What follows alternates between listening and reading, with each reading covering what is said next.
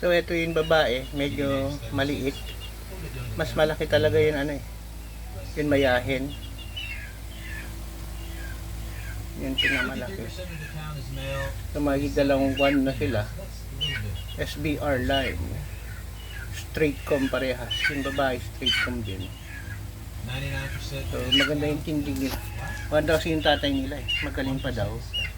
So galing kay JPMD ng Baras.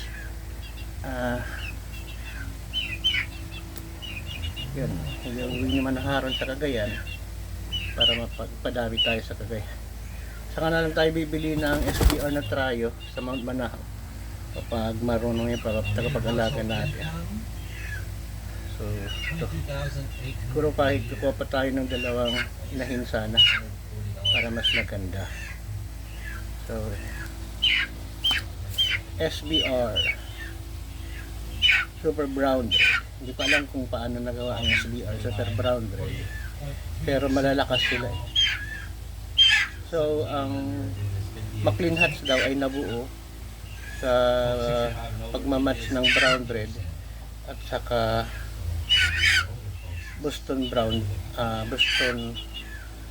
head, triple Boston brown head ata ang ano eh, ang McLean Hats cross sa brown red. So pwede palang gumawa ng linyada pag may Boston brown head ka, tapos super brown red or brown red na kulay.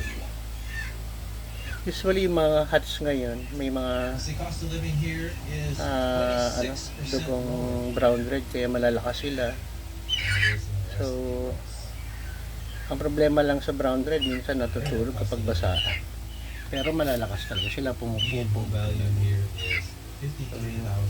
Sana mapadami natin. Hopefully makapunta rin tayo sa